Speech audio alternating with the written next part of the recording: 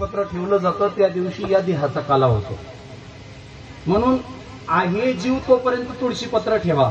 मेल्यावर भावकी 4-5 पानं तोंडात कोंबणारच आहे, काही अडचण नाही. जिवंतपणी जर नाही तुळशीचा डाग लागू दिला ना, मेल्यावर तर लागणारच आहे. कारण तोंडात तुळशी घातल्याशिवाय 4 खांदेकरी उचलत नाही.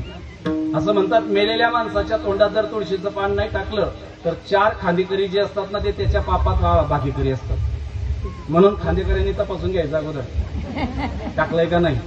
त्यातल्या त्यात जो टाकायला जातो ना, तो मेलेल्या माणसाचं पाप आपल्या माथी घेतो म्हणून टाकतो, असं पण आहे बरं. म्हणून एकमेकाला सांगता, ए तुळशीचं पान आण, तो म्हणतो ए तुळशीचं पान आण, टाकत कोणच नाही. लक्षात येतोय ना. मग मला असं म्हणायचंय, अरे मेल्यानंतर या देहाच्या मातीवर तुळशीपत्र ठेवून काय उपयोग आहे. उपयोग एवढाच आहे की मेल्यानंतर जर तुळशीपत्र ठेवलं तर देह पवित्र झाला, आत्मा तसाच राहिला. विठाला